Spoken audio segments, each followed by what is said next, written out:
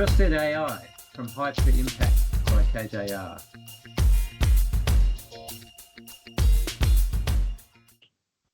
Welcome to the Trusted AI from Hype to Impact podcast, brought to you by KJR, Australia's trusted advisor in software quality engineering and AI adoption.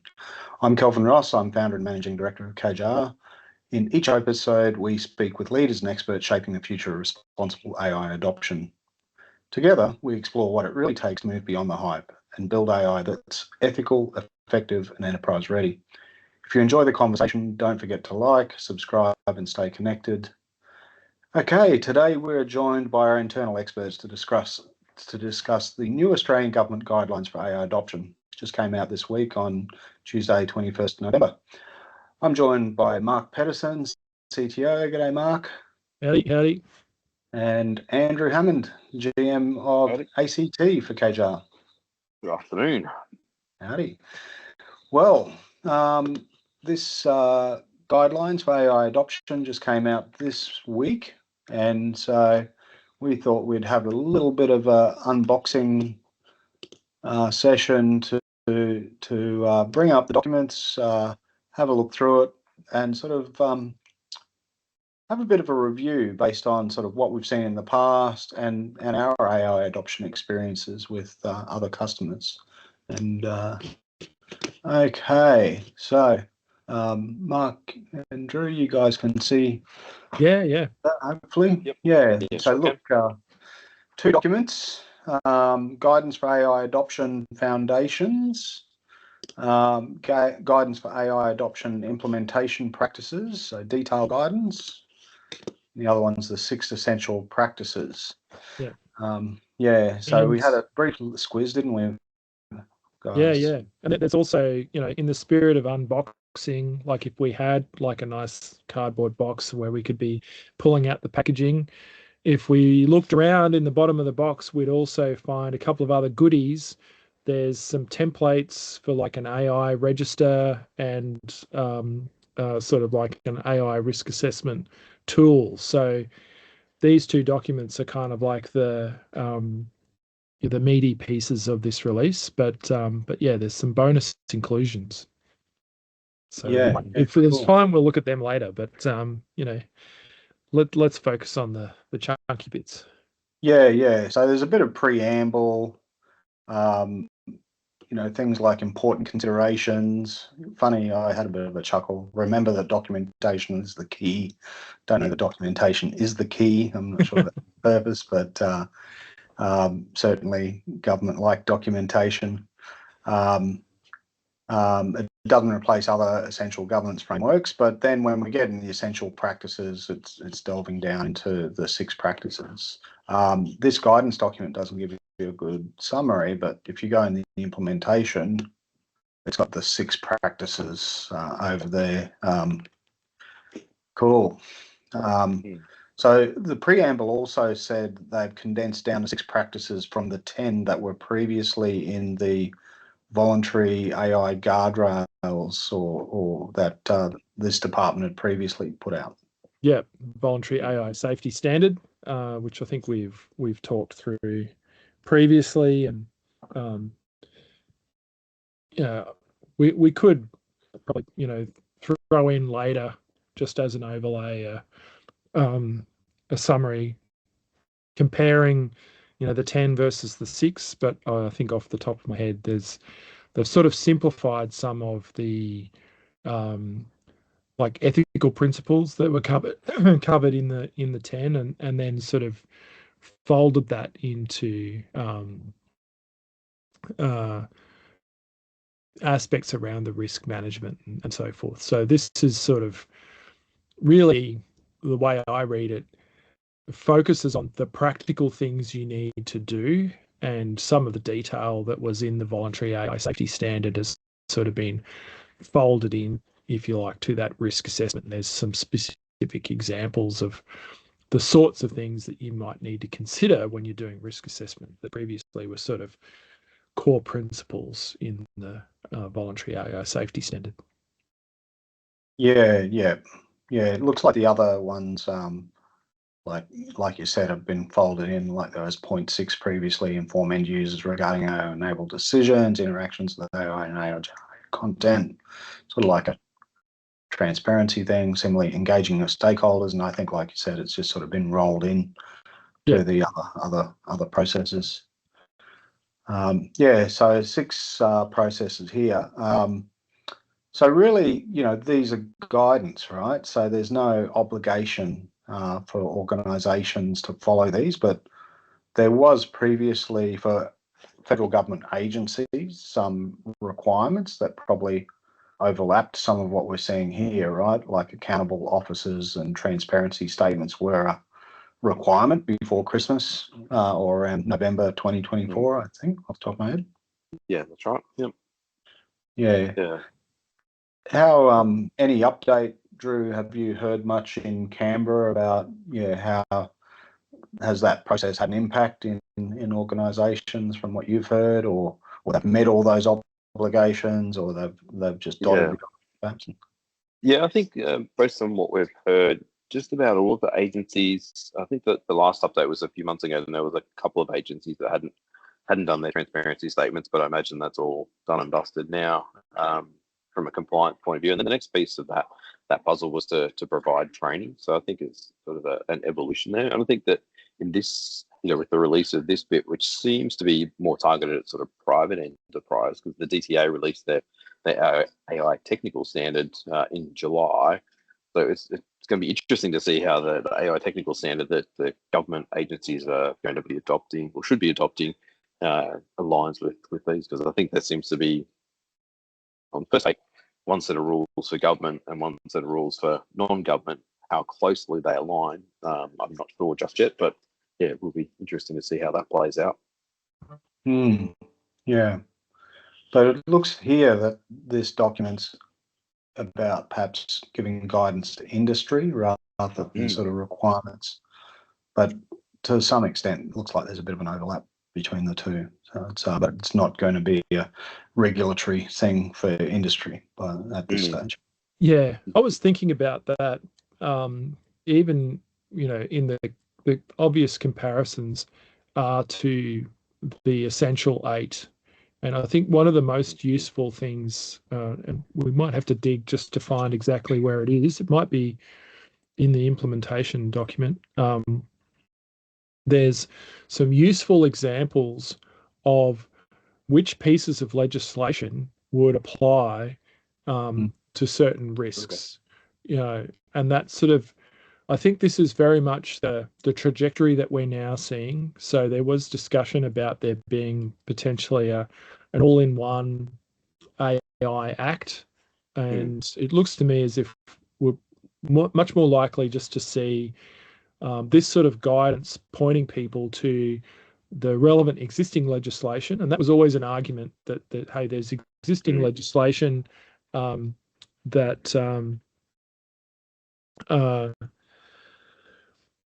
covers these sorts of things, and therefore it would be duplication to introduce another act.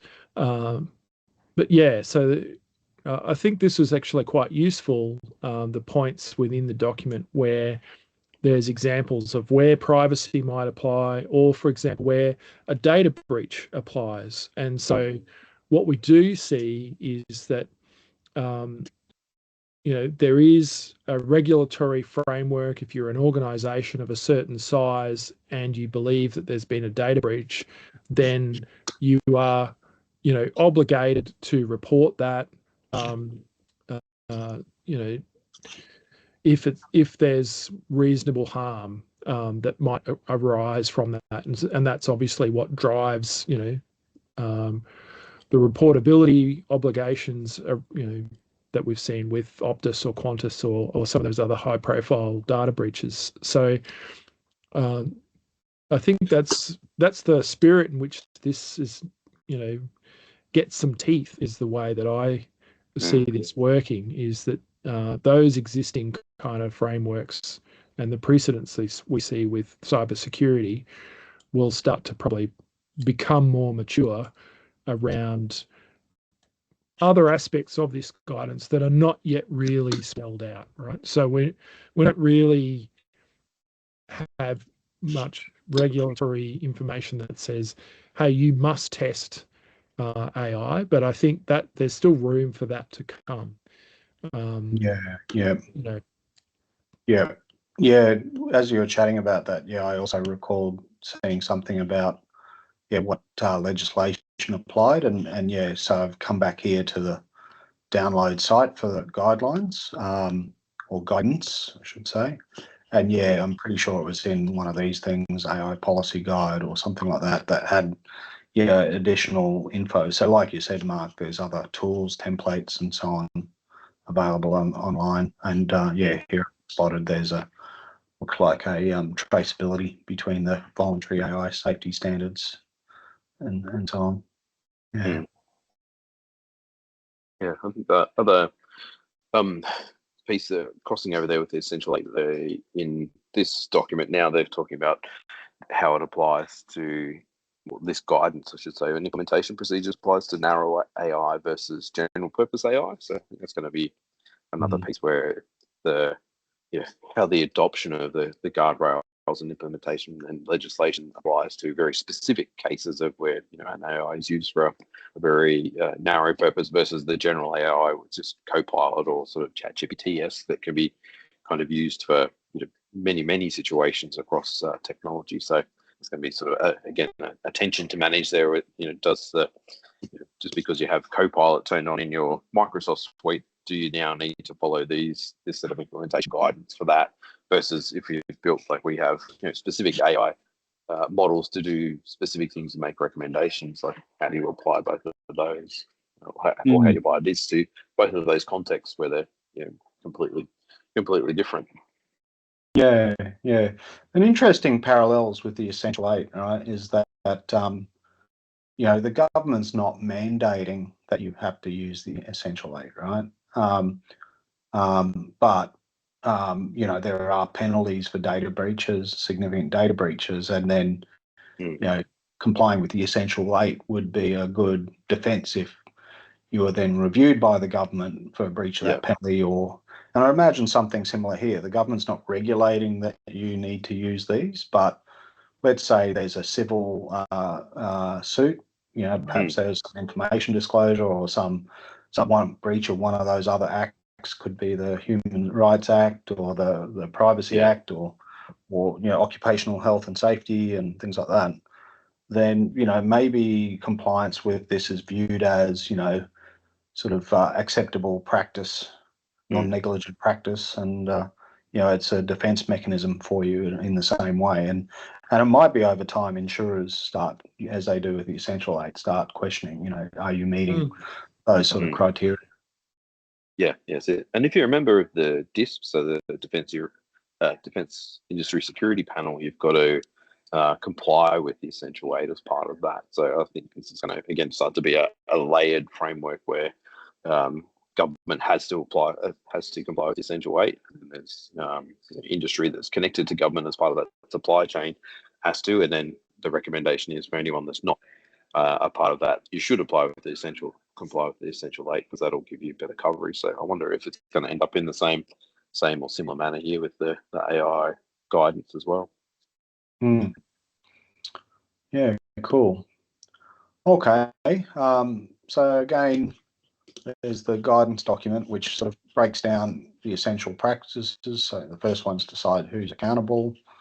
It's come back with sort of sub-points, assigning a senior leader, creating an AI policy, make a specific person accountable for every AI system. So again, it's perhaps underneath the senior leader.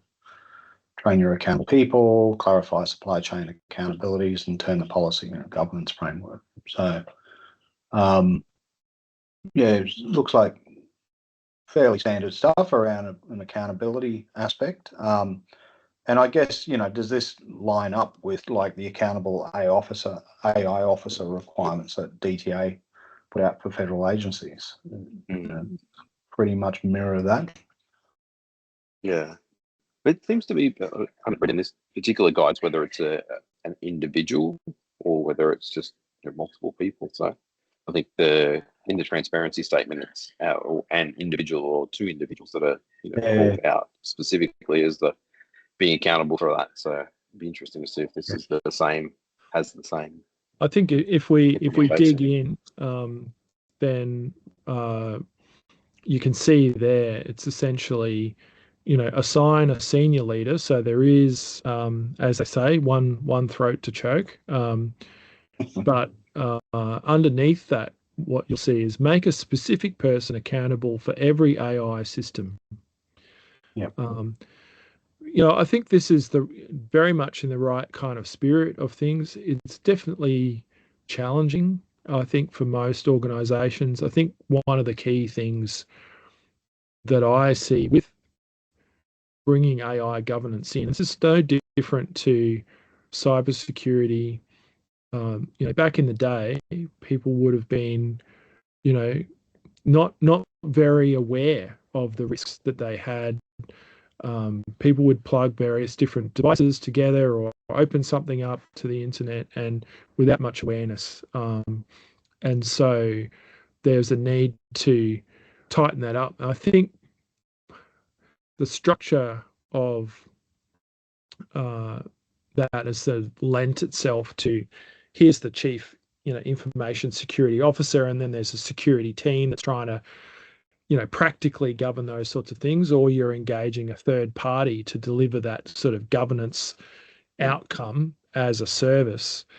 And I think we'll probably see something similar where you need to have someone who's owning the risk for the organization. But depending on the skill level and people's aptitude, you're either going to have people who are, okay, I'm responsible for, the computer vision, the AI that's using computer vision on our security cameras, and I'm looking after that, and someone else is looking after, the performance of the chatbot. Or potentially you're actually outsourcing that. If you've got a firm that is looking after all your security, then you might, from a supply chain point of view, say you're responsible for the quality of the, and the behavior of any AI on that system. And similarly, you might end up with, if we've got a chatbot that's part of our public-facing website, well, we'll pass that responsibility for exactly how that works, to our website, hosting, operator, designer, that sort of thing. But the risk has still got to come back to someone within the organization to be accountable for that. And maybe the challenge is going to be how you deal with the shadow AI usage and those sorts of things where you don't really have visibility and people are doing maybe less than responsible things with AI. Yeah. And I think that's a challenge over, what do we define as a system? Is it like a chatbot? Is it like QChat or people going out to ChatGPT out in the cloud? And even this clarifying the supply chain accountabilities, you can see with the new architectures like the agentic architectures and the workflow architectures, there's many other AI components that might be in that process that you don't own. It's more an orchestration of AI. So, I think at a high level, you're sort of saying, well, what's the system and who owns that? But as you dig into the detail, there could be, other AI endpoints and, where's the responsibility going to sort of like cross over? I think, and the crossover with the cybersecurity, everyone walks into their office with a device in their hand that is more or as powerful as anything else. It's like there's so many ways into an organization and so many places to provide governance over who's using AI. They're just dictating to their phone, or they're using ChatGPT on the phone, or some other mechanism versus on their computers and stuff. So it's sort of I think you have to, like in cybersecurity terms, now you have to assume that you're compromised and sort of start with that rather than saying you're going to be able to protect the organization from every threat. It's like you have to assume that there's a level of compromise already, and how do you then provide governance over that, insurance over those? Yeah. An interesting there's oftentimes a lot of discussion about who's that senior leader, where are they from? Is it typically from the CIO, or is it more a compliance person, traditionally the CFO, or and interesting with security, the CISO often sits in the digital or the IT part of the business, right? It's often more a sort of a technical role, but I think what we're seeing with AI, because it is so much about the business logic, and really when we think about the system, not just being the AI bit, but the human system, what sort of starting to see in that alignment with all the different legislations, OH&S, is it's more that person's getting pulled a bit closer to the business more than what we've seen with like the data governance side or the information security governance side.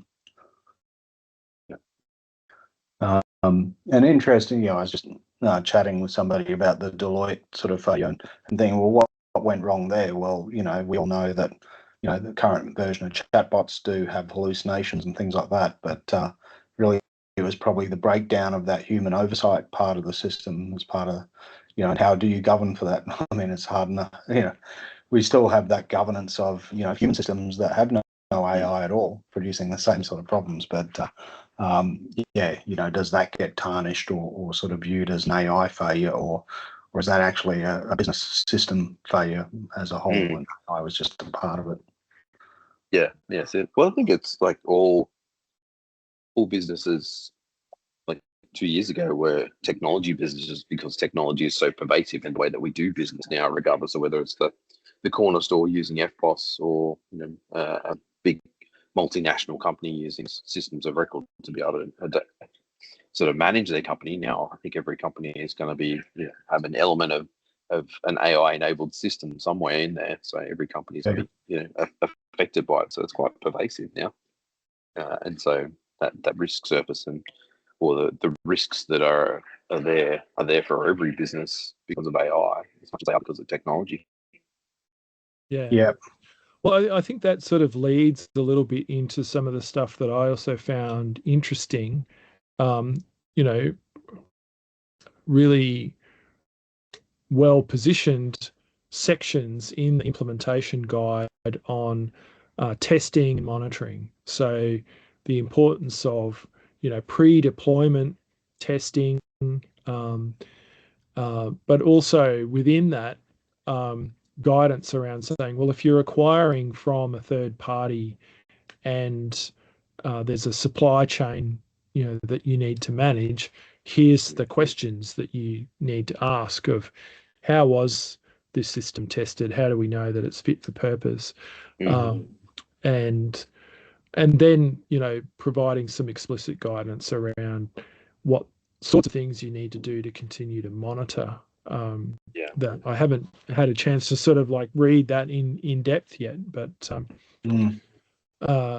I think that's welcome. Probably one of the challenges that I see though is that for the if you like the big box suppliers, so Microsoft, but also the likes of Salesforce and others that are incorporating AI components within those systems, I can't really see many Australian organisations of any size, turning around and effectively holding those larger providers to any sort of account.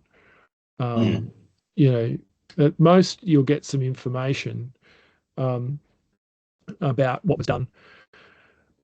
This isn't really that different, for example, to this again cybersecurity aspects of, say, using AWS or Azure, where AWS or Microsoft will tell you these are the things that we've done, this is the encryption levels that we operate for these particular services, but they're very explicit about saying it's a shared responsibility model.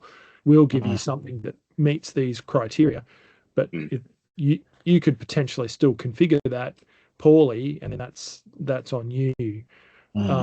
So we'll see the same kind of thing, I think, where you'll get, here's the fine print if you want to read it about how Copilot or other things were developed.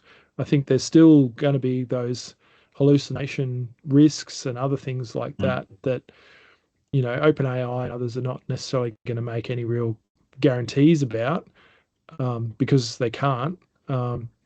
And then, the shared responsibility is going to be back on the user to keep the human in the loop, or take responsibility for what documents, if you go and provide a whole bunch of documents containing, PII or other sensitive information to your, public facing chatbot, well, that's going to be on you and not on the supplier of that AI system.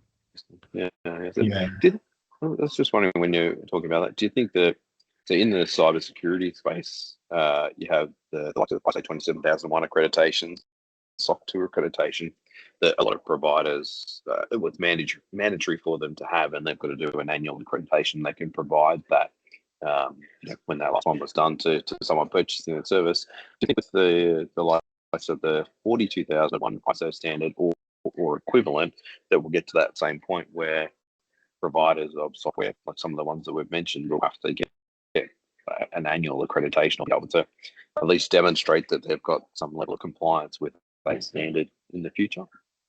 Yeah, well, I think 42001's a process standard, so you would get your organisation or your particular developers, accredited under that program. So yeah, you might. I'm not sure how often they would reaccredit it, but it still comes down to a question of what systems are in scope of that, right?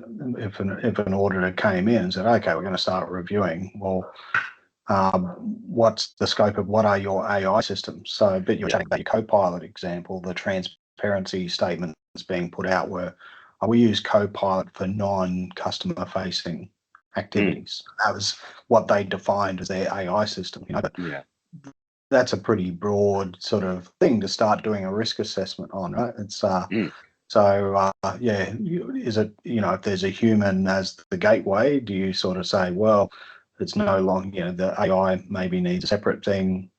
I think that's going to be the harder bit, is to actually define the scope of, and I was sort of critical when the AI transparency statement came out, because the government standard, and as they've continued to do here, they refer to this OECD definition of what an AI system is. And you could almost classify any programming logic might almost meet this requirement, right? So I think, the nuance is you're going to have to work out what's in scope and out of scope when you say this is an AI system, and how you define that scope to start putting your risk assessment and your accountable officer and things like that on top of it.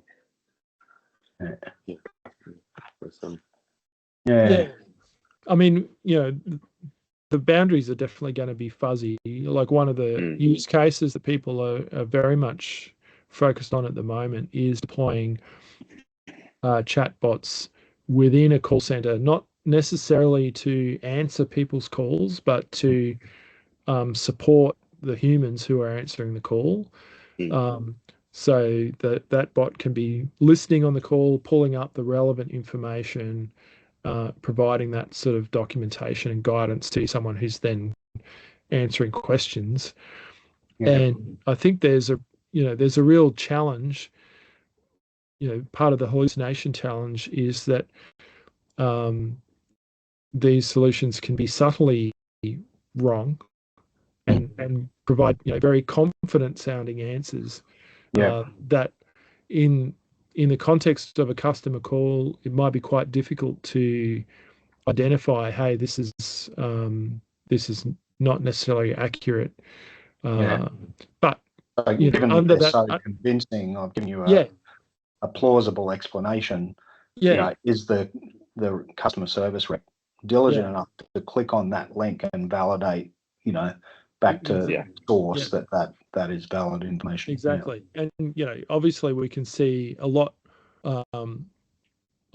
worse examples, in that kind of legal setting or other consulting settings, where people are, theoretically would have more time than what you have when you're working in a call center answering someone's call, and they're still not, taking the time to go and validate those sources and double check things. So it's pretty tricky. I think that's funny gonna though be is, a hard thing. yeah, we sort of identify that as a failure of AI, but I won't name the government department, but we were trying to resolve an issue and actually had to call back multiple people to the call center because we're getting quite conflicting explanation from the call center operators, and one or two of them were clearly incorrect, so we just basically hung up the phone and called back to see if we can get somebody else. Oh, look, I think that one of the really interesting use cases that we've come across recently is people wanting to apply AI to evaluate their human-produced knowledge bases, to look for inconsistencies or to evaluate new policy documents to make sure that they're actually consistent with others, to help sort of weed out that kind of incorrectness. So, as you say, Kelvin, you don't want, perfection to be the enemy of the good. And that's part of, I think, what needs to be managed. And what's helpful within the guidance document, just to sort of come back to this, is that talks about testing, pre-deployment testing, monitoring, and then also talks about additional testing according to the risk, like commensurate with the risk. So it gives you some handle on these sorts of processes that might be a little bit new for some organizations in terms of thinking through, testing, it's one and done, but rather, here's some minimum stuff, but actually we've got some additional risk here. We might need to dig into that further, or specifically monitor for things like bias, societal impacts, other sorts of things that you might not be obvious straight away. But interesting, if we took that, even saying it's hard to define scope, but it's almost like, these risks existed in non-AI IT systems, but we just never had they're just devoid of any sort of risk assessment or things like that, right? Traditionally. So now it's sort of saying, okay, well, there's a lot of interesting logic here, and now that they're a bit more pervasive, it's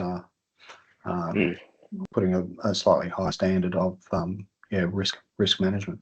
Do you think that as you said, risk has been forever part of the development of systems? Is it now that there is this AI black box in a lot of systems that we're not really sure what decisions are being made, and therefore it's of high risk? Or is it that systems are maturing and changing so rapidly it's hard to keep up with what is different from this version to that version, and therefore there might be some unintended consequences? Or just trying to see what's your thoughts on, are we at more risk now than we were, or are we just more aware of the risk that we're at compared to previously?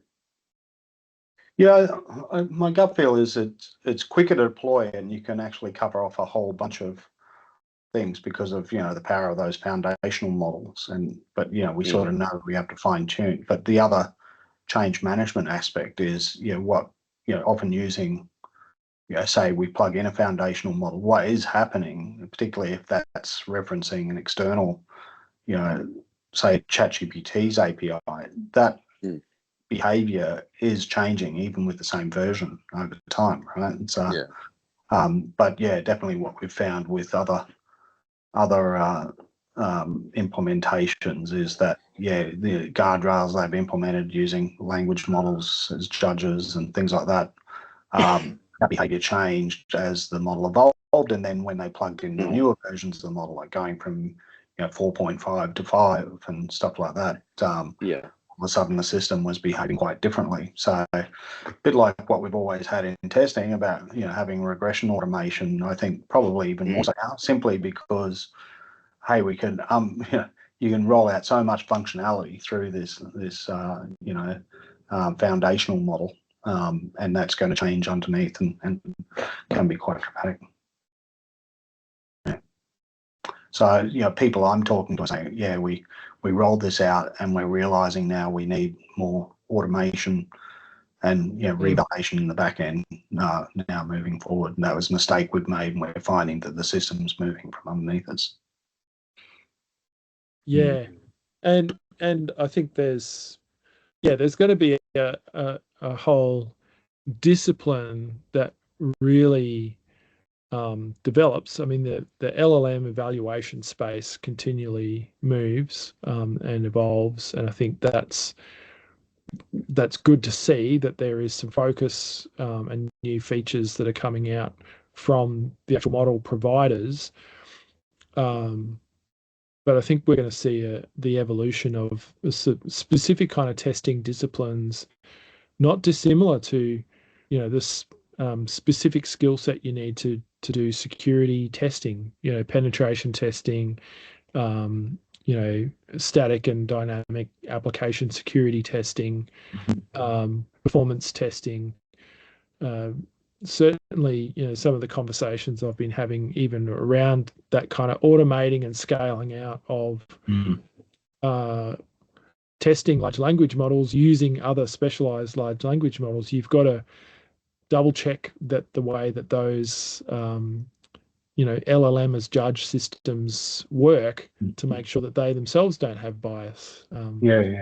So there's a real nuance there. Our old systems really relied on structured data and deterministic rules, and what's really powerful now is this thing can work with unstructured data and different formats and things like that. But also, it's not exactly linear in its decisions and things like that. So we need to. It's really that technical level, just rethinking some of that, a bit like what you're saying about being a bit more specialised in knowing how to evaluate things. So we were chatting as well about, we've only looked at the one essential practice, decide who's accountable. We talked about if we go into the implementation guide, it's formatted slightly differently. So it's not like a one-to-one mapping between the subject elements underneath. So we've got accountable people, doesn't really talk about the single person, which the other one sort of referred to, the senior leader. Supply chain, AI literacy and training is probably a little bit shaped a little bit differently, AI governance. You sort of got, I think, Mark, you were sort of saying this is probably the normative standard that you would follow, maybe the implementation. And look, I think so. I mean, that's where you're going to get more detail. The higher level document is, useful to understand the full context, what it is that we're trying to achieve. And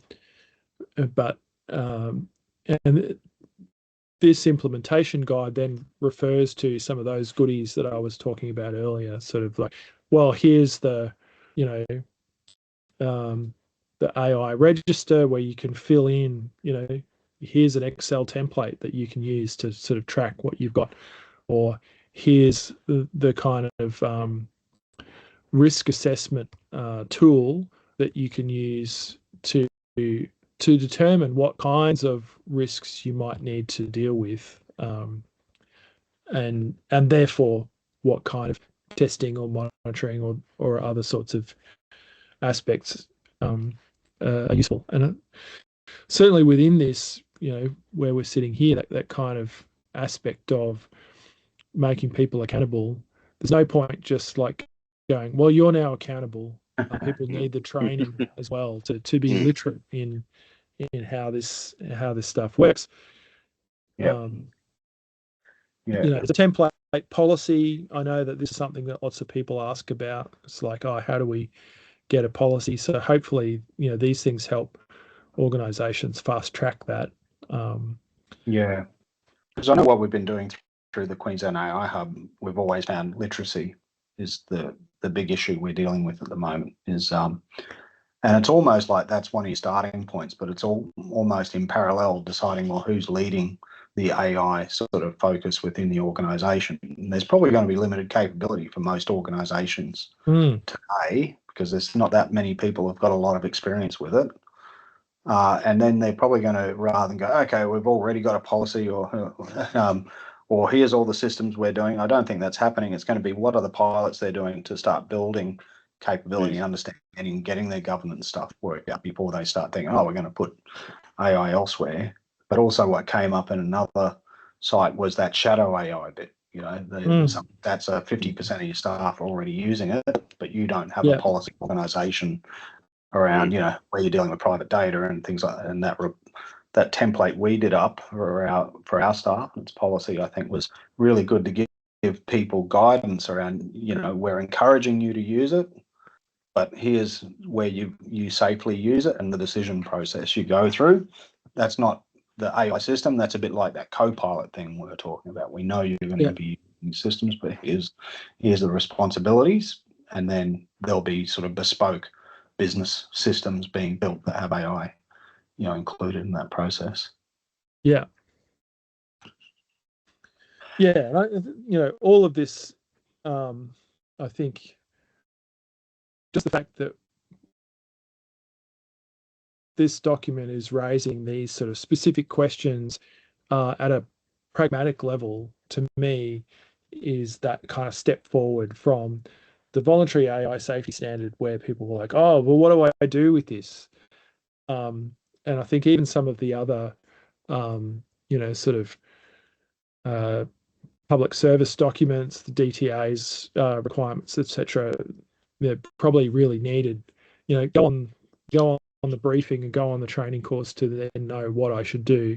I think this is giving a little bit more of that direction to, okay, start on doing these things. I think the main challenge is going to be, you know, there's a million and one things, especially if you're in, well, it doesn't matter the size of the organization, small or large, people are often wearing many hats and have a lot to do. How do we really motivate the adoption of these practices? Because it's going to take time, and organizations who want to take it seriously have to set aside the time to think about it, create time for people to work on this stuff, and, you know, potentially, you know, engage partners to help them get started. Yeah. Cool. Oh, if we just step. Oh, sorry, Drew. Yeah.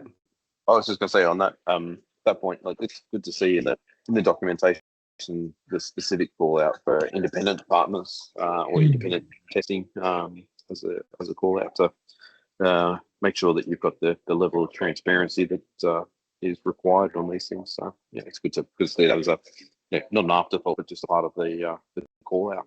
Yeah. I think it always comes back to, you know, you can't outsource your risk, right? So, you know, and I think, yeah, you could take that on board yourself as a business to own it, because ultimately you own the risk. You could appoint a delegate, but I don't think appointing your implementation partner is a particularly wise choice for who should manage all this for you. I think because they've got a different set of drivers, right, in terms of getting the system out there, and they're probably not as much focused on the consequences and impact, which sort of this second part of the guidelines sort of drills into. So, yeah.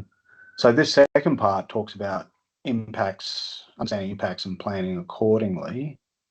And I want to contrast it to risk, which is measuring and managing risk.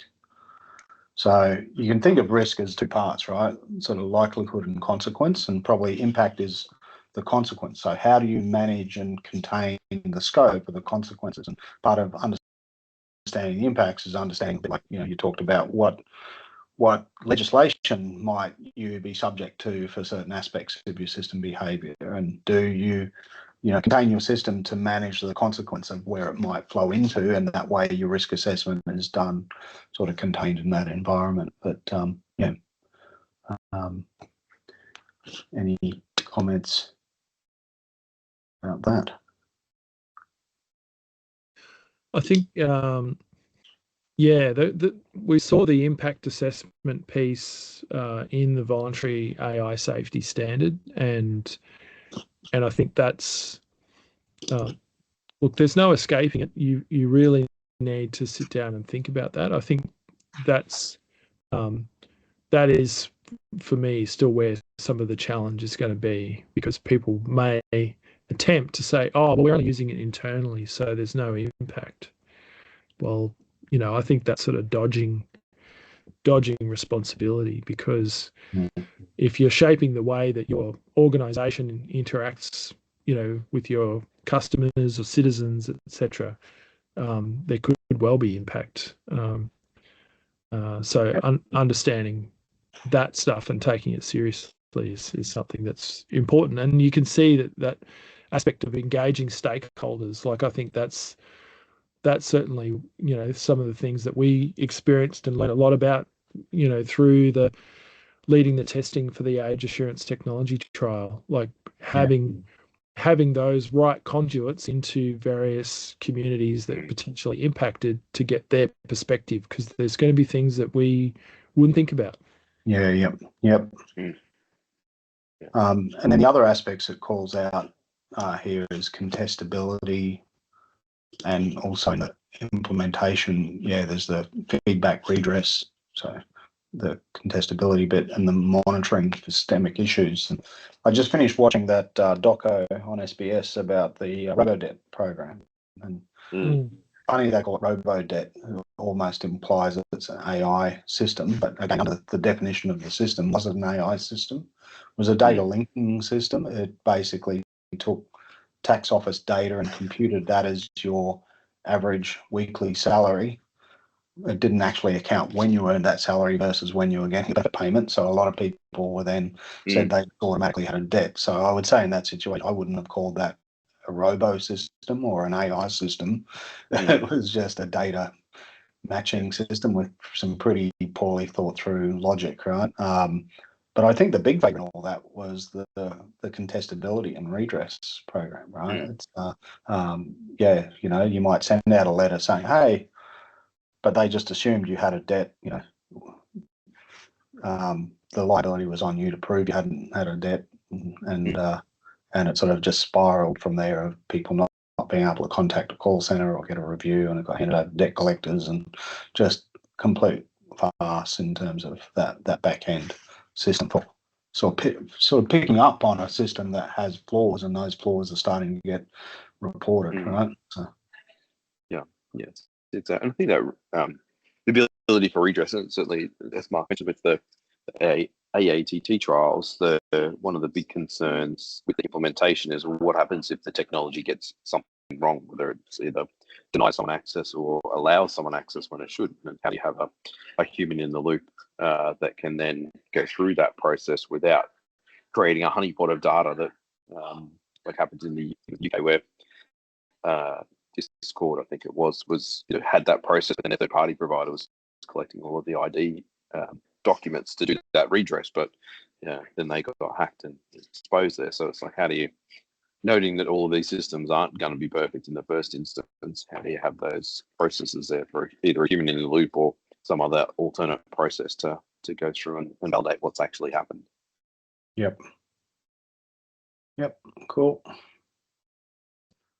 Okay, so then we turn to the risk aspect. I don't think any of this is, for people who've worked in the risk space like us, is anything that dramatic, but probably what the nuance is just these different classes of risk that we're seeing with AI, right? And how those risks eventuate, like bias risk, from data bias in the training model, or so I think that's probably just the nuance there. But in terms of your risk management program, isn't that different to other systems engineering life cycles that have a risk focus, right? Like safety critical systems or security and things like that. Yeah, and I think within organisations that are adopting any of these AI systems, they should have an organisational risk management or risk management system that these should be incorporated into, because it could be a systemic risk that's actually the AI exposes. So if they're not, people aren't watching or conscious about risk in their own organisation, they could be caught up with this one. And interesting is this bit, like, again, we're pretty used to software quality where we track incidents. But what I think we find with most other risk assessments is it's done up front, and does anybody ever come back and reevaluate the risk assessment based on feedback that they're starting to get? And I think that's probably where a lot of things fall over, right? It's sort of like, oh, we've done that bit at the front, we've put it in the drawer, done the implementation, but it's that process of coming back and saying, oh, this is starting to come up a lot more. Was this in our risk register? Did we explore the consequences of it? And so on. Yeah, I think that's probably one of the most significant culture changes for a lot of organizations around how they manage their digital assets, their digital sort of footprint. They might do a certain amount of operational monitoring for things like performance, particularly if they're, say, in the e-commerce space, or they're running big events. But there'll need to be a lot more scrutiny of AI system behavior, partly because it's difficult to predict exactly how the system's going to unfold and behave. Because as we start using these systems, then human behavior will change in response. So there's that kind of feedback loop that means that the way that we trained or deployed the system to start with, even if everything else stays the same, the kind of data or interactions that system's been deployed to deal with may very well evolve. Yep. Okay. Just keep moving on. Sharing essential information. Yeah. Keep a register, obviously, if what's included in your scope and who's responsible. But here it's also like this is the register, I guess, that's branching out to other parts of this guidance, your test criteria, your impact and risk assessments, and so on. And then we move into transparency and explainability. Explainability as a word in AI is one that really rubs me the wrong way. And I think I've said that quite a few times. Yeah, because I think most people see this and go, oh, well, I need an explanation. It's the black box. This generative AI doesn't tell me how to define it. And I don't think it could plausibly. It might be able to refactor an explanation for you, but, the inherent nature of it. But people are also, once you've got any sort of complex decision in code, try to get a valid explanation on how it worked out that decision as well, or ask the human how to explain that medical diagnosis. I'm sure somebody will create a narrative post hoc for that. But so I find explainability, saying choose tools that are more interpretable and explainable. Systems I've worked on, I more try to build in what's the auditability we can build in here, right? So an example is, a system that we're using for medical billing was we had a fax document that was extracted with minimal logic. And then we used the generative AI to actually calculate the billing rules and having the references back and an explanation that the Gen AI generated back to the fax document. Now, that explanation could be just fantasized by the AI model, right? The generative AI model. But the fact that it's auditable meant that, the medical clinician signing off on it has the information there to go, oh, let me go and double check that logic that's being presented here back against the fax document. I think, so I wouldn't describe that as an explainability, because the explanation could be a complete fantasy, right? And we know from other studies that have been done that a system that's wrong but creates a plausible explanation, people believe it, even though it's producing the wrong result, where a system that produces right results without an explanation, people don't trust, which is really weird. So, yeah. Well, that's sort of almost inherent in with the issue of hallucinations, and where what we're seeing with court cases or other things being thrown out because there's an entirely plausible looking answer and backed up by plausible looking references. But that's they're not real. They're hallucinations. Yeah. So certainly I think I don't have a problem with the guidance sort of calling out the need to understand that. But yeah, I think your point about an explanation that is convincing but wrong, it could do more harm than good. So maybe a better way of thinking about this is you want it as part of your testing process and as a part of understanding risk. Like I gave a presentation at the Australian System Safety Conference recently, and there was a lot of other discussion about AI. And I thought one of the most useful things that was brought up is that you can, at the System Safety Conference, people talk. There's a lot of rocket scientists in the room, right? So actual rocket scientists, and one person commented, you can take, the Boeing approach or the Elon Musk approach. So the Boeing approach is you have a big team and you proceed very carefully and slowly, and you understand absolutely everything about that system, and you have all the control systems there to really understand that complicated system. And so you pull apart the black box and you go, we understand how all of this works. Or you can take sort of more well, we don't really understand exactly how it works, but let's use it in a test scenario, and if it blows up, let's see what we can learn. Yeah. And the point that I found that was really useful is saying there's costs on both sides.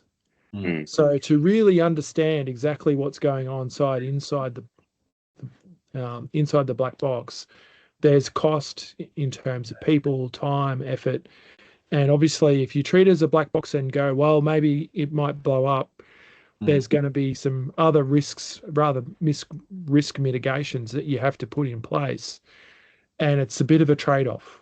And you have to decide what, which path you take.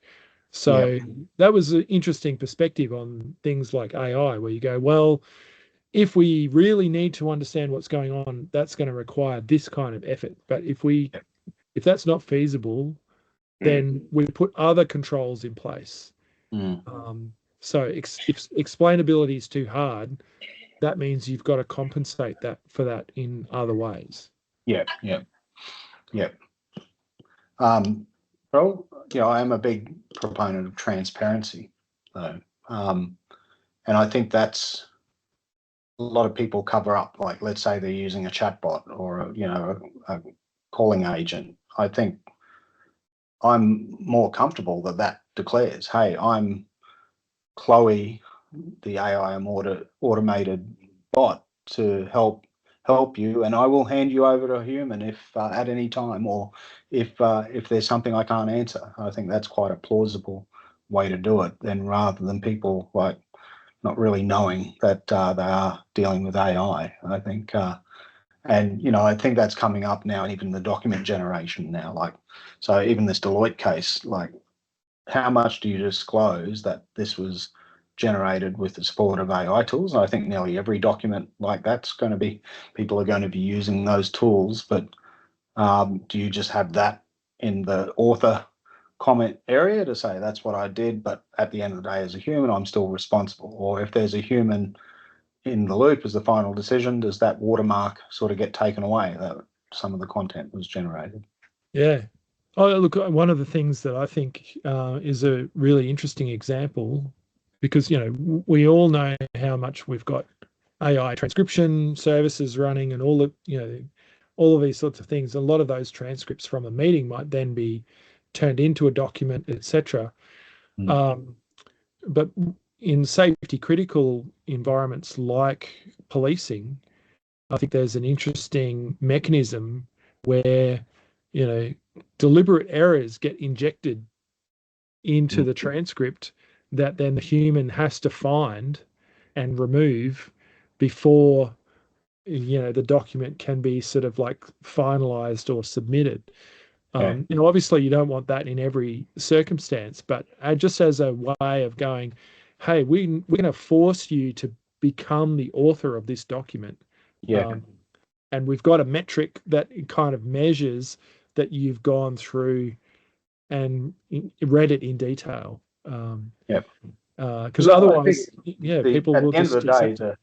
the AI bot's not going to be held accountable, right? It's going to be the corporation or the accountable AI officer, the senior officer. That's the person liable for that result, right? It's legally, the court, can't sue the bot. It can only sue the the people running the bot. So cool. Any other comments there? Transparency. And I think this section also is just even back to that transparency statement, right? Being clear, the government departments sort of publishing what systems are using AI and things like that.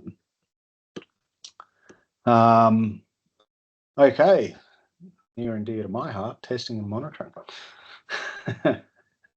Who would have thought, right, that that was important? So what's so pre-deployment testing, monitoring system performance. I think I've been rambling about these things already.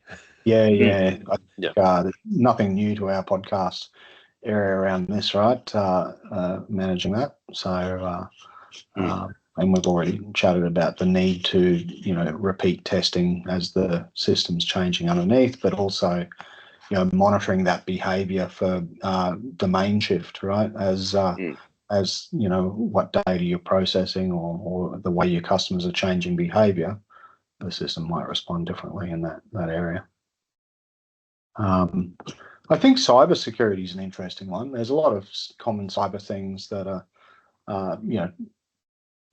we've been dealing with for a long time, traditional cybersecurity issues, but there's a whole class of new attack vectors, right, in cyber. So that one's going to be quite a challenging area, particularly like the use of deep fakes and jailbreaking AI models and whatnot. Yeah, even just denial of service attacks. So, some of the things that we're seeing now is if you've got AI tools that are ingesting documents from out in the wild, so not necessarily from a controlled environment. There's demonstrated techniques around data poisoning that will enable, trigger words that will get your bot, sort of spouting garbage if it's ingested those, sort of poison documents and so forth. So, and that's, there's just a continual stream of these new sorts of things because, hey, the behavior is not necessarily predictable. It's complex or complicated. People are finding exploits. So there's going to be an ongoing challenge to monitor those things that are very close to, cybersecurity in the way that the exploits work. I was chatting to one of our customers yesterday, and they were talking about how they were sort of hacked is not the right word, but they had an LLM exposed to the internet, and people were using it extensively. And because of the way it was working through its tokens, like they ran up a massive bill that they weren't expecting. And so from a cybersecurity point of view, it's being aware of that it might not be an attack per se on trying to get your data, but it might be an attack to run up your costs and drive you out of business, or something like that, because it's it's easy enough to do when you just spin systems up and leave them unchecked. So that's definitely... God forbid AWS could run up an agent that increases your consumption that you're not just doing by accident yourself. It's like definitely. interesting. comes in many forms to cybersecurity, that's for sure, or cyber resilience. Yeah. No, that's an interesting vector because it could really blow out not just not being able to access the system, but very rapidly, like you said, you could easily step into tens or hundreds of thousands of dollars, right? So Yeah.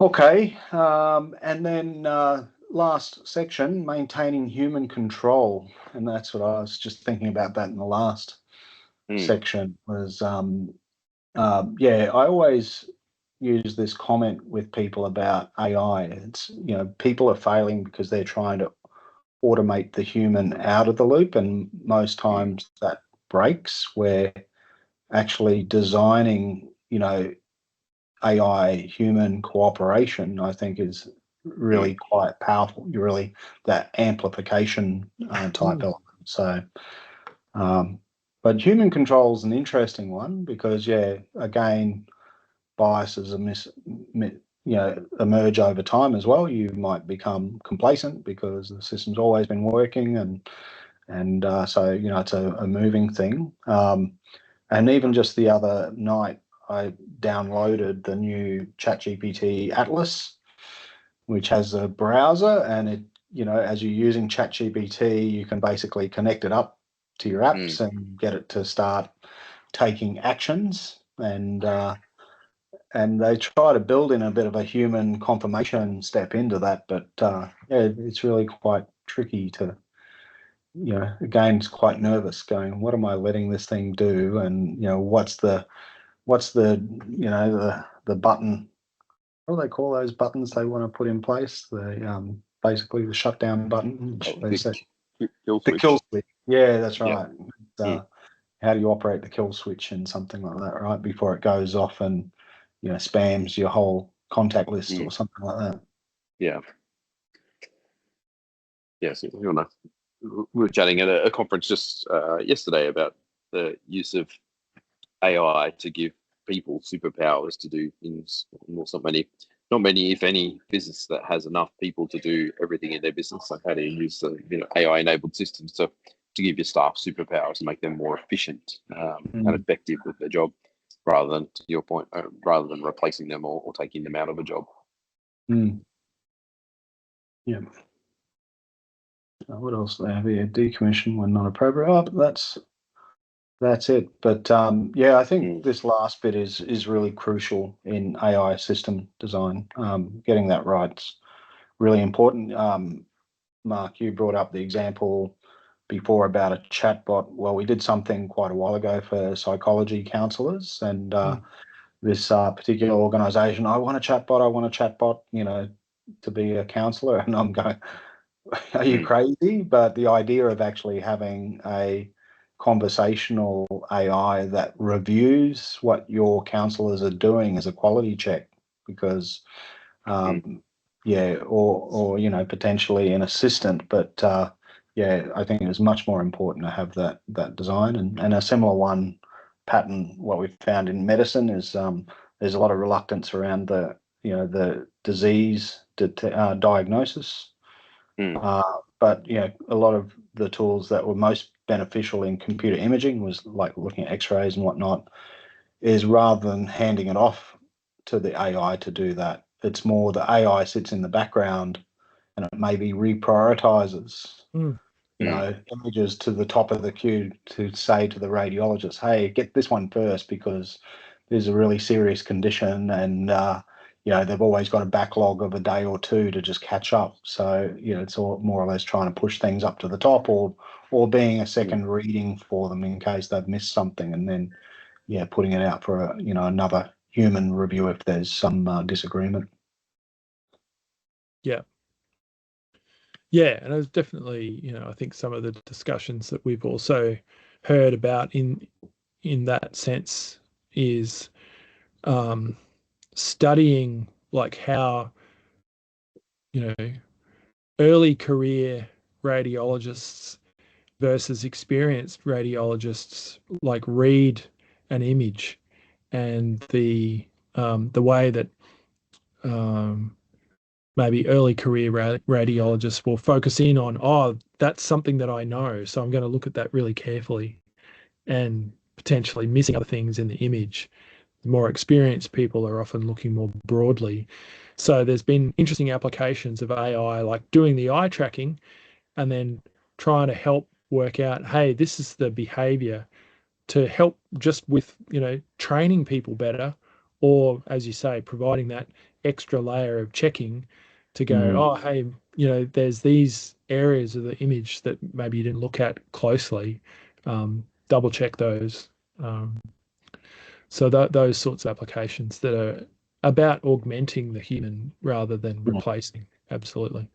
Yeah, and I kind of believe we're in this era now where we'll see like a new era of human AI teaming. And it came up at the leadership workshop this week, Mark. There was a talk there with somebody saying, hey, all their recruits now, and this was into some management consultancy or financial services consultancy, or actually it might have been legal. And they were saying, well, all the recruits they've got now from uni, they're all up to speed with Gen AI tools. They've been using them the last 2 years to do all their uni assignments and things like that. Probably, maybe somewhat, varying a little bit from the recommended practice of the uni, which their tendency was to put their head in the sand a little bit. But these guys are coming on board with a big skill set to learn how to use that. And the discussion I was having today about that Deloitte application is, the new breed of grads. There was a lot of conversation about, well, what's the role of grads now in terms of training? Because a lawyer used to do a lot of discovery work, going and searching. Well, now that can all be done for AI. Is there a job for those guys? But I definitely think there's a job for fact checker grads on documents, right? And it's more them really understanding those error modes of the AI and how things should be structured to enable them to validate the results and whatnot, which is more that sort of designing the system to have that cooperation sort of built into it. Yeah, we'll see that new class of jobs. How the joke is, a few years ago there was no such thing as like a, social media engagement officer or something like that. So all of those different roles that didn't exist will begin to emerge. And it was quite famous. I think it was about 5 years or so ago that Andrew Ng and the other godfather of AI both said, "Oh, radiologists won't exist in 5 years," and that's certainly not the case. There's a lot of things a radiologist does, but maybe a radiologist that doesn't know how to utilize AI tools might be not that employable or something like that, right? So I think that's more the issue. In much the same way as I don't think there's many architects or people going into architecture that don't know how to use, AutoCAD or Reddit or those kind of tools. 3D modeling and stuff like that. Okay. So yeah, that's pretty much the unboxing. Like we said, there's the website with additional information. Like a couple of appendices here with definitions and things like that. But yeah, I guess any sort of closing thoughts on sort of looping back around the purpose of this guidance document? Do you think? How do you think this might be taken up by industry? I think there's some good content in there, definitely, some really valid points, but I do wonder about if it's not mandatory and there's some no parameters where it must apply. Does industry? I guess if we take the cliche about the US, they'll just keep going fast and breaking stuff until someone tells them they can't. So I think that's my sort of takeaway. I think it's great and it'll be really helpful if implemented, but it's what the catalyst to make sure it is implemented is still the question in my mind. I guess what I hope for, and this really will remain to be seen, is that While, as you say, Andrew, the people might just still forge ahead, and if they're not forced to do it, they might not do it. But the other segment that I think is the bigger segment within Australia is people going, oh, well, I don't really know what to do, or I don't know what I'm going to have to do, so I'm not going to do anything. And I do think that this document really helps that group move forward, maybe not completely, but certainly takes a step forward compared to where we have been, where people were sort of waiting for mandatory guardrails, etc., and struggling to work out how to interpret voluntary guardrails. So I think that this, by doing some of that mapping of the existing legislation and things like that, hopefully gives people some confidence to go, okay, well, this is what the government's saying. We do want to use this stuff. Here's some tools for doing a risk assessment.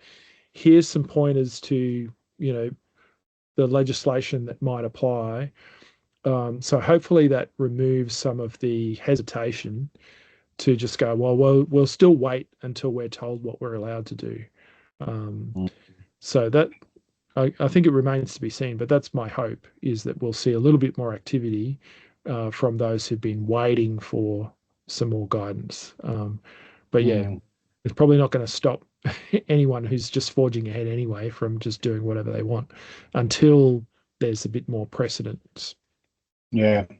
Yeah, I think for a lot of organisations, the lack of guidance means they don't do anything, particularly like in a bureaucratic or a government group or an NFP or something like that. So this board group that I presented to recently, and not-for-profit, I did flick it on to the board following my meeting earlier this week, and I said this might be a good starting point for them saying what they want from the C-suite or something like that. They want to see a bit like what the government's saying, some accountable officer and a bit of a list of what are the AI systems that we're sort of tracking. But what I've found in other organisations in the past, a bit like one of the hospital groups, just put a ban. The board said, we're not allowing any AI at the moment, banning all AI. That's kind of pointless, right? It's so I think this is not a bad start for those boards to say, okay, righto, we need to appoint you, and you need to come back and tell us how you've sort of addressed this guidelines document, and then whether over time insurers or some other obligation starts showing up. Whether some of the other legislators see, I don't think we're going to get an AI legislation in place, a little like the AIEU Act.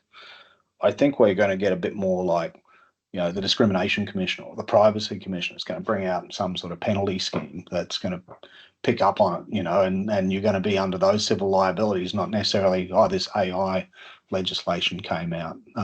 So I think, and I reckon they'll start pointing back to that. But okay, well, a way of addressing your Privacy Act or your Discrimination Act or your OH&S is actually traceable back to this document.